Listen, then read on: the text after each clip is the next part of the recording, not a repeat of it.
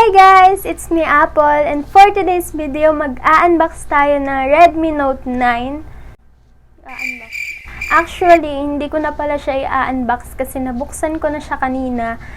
And hindi din naman ako magaling mag-explain tungkol sa mga cellphone. Bali, yung ngayong video natin ay i-share ko na lang sa inyo kung ano yung itsura ng Redmi Note 9 para magkaroon kayo ng idea kung magugustuhan nyo ba siya, kung bibili kayo nito.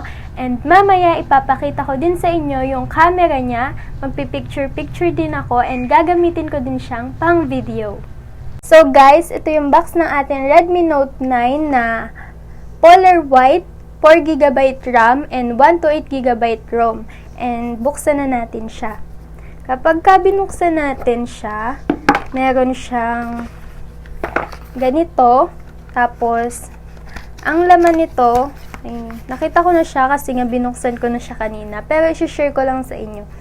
Siyempre, meron siyang user guide and meron siyang, ito, yung warranty card niya. Tapos, meron siyang ganito. Yung pang nakalimutan ko yung tawag dito, SIM card ejector, meron siyang ganyan. Tapos, yung charger niya, ito yung charger niya, bali type C na siya.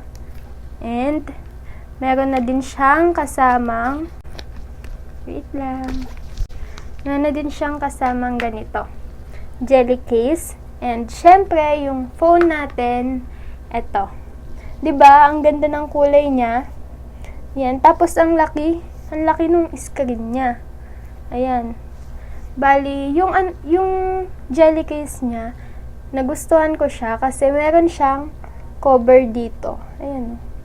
May cover na siya dyan. Bali, mapoprotect niya yung ating ganyan. Basta yan. Kasi, di naman ako magaling. Bali, sinishare ko lang talaga sa inyo. Pero nagustuhan ko talaga yung kulay niya. Ayan. Para sa mga babae na gusto ng ganitong phone, siguro the best yung polar white kasi pang girly talaga siya. Tapos, ayan yung camera niya.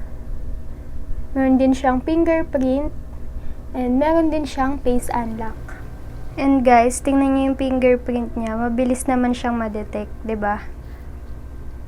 So, gagamitin ko muna siyang pang picture-picture para maipakita ko sa inyo or makita nyo kung magugustuhan nyo ba yung camera niya.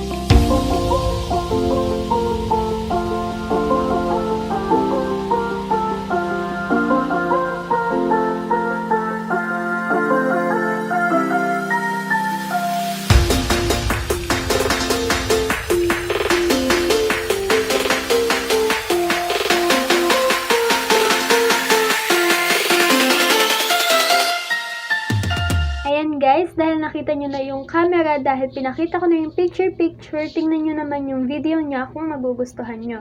Ang gamit ko nga yung pang video ay yung ating Redmi Note 9. Yan, tingnan nyo na lang.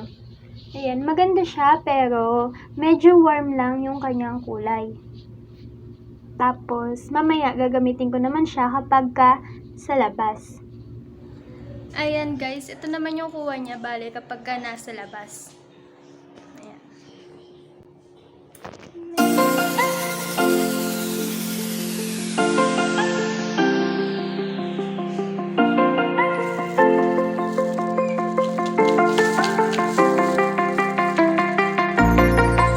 So, ayun lang guys, na-share ko na sa inyo yung Redmi Note 9 and sana nagustuhan nyo yung ating video for today. And kung hindi ka pa nakakapag-subscribe sa channel ko, please like and i-subscribe mo na din yan. Thank you for watching. See you on my next video. Bye!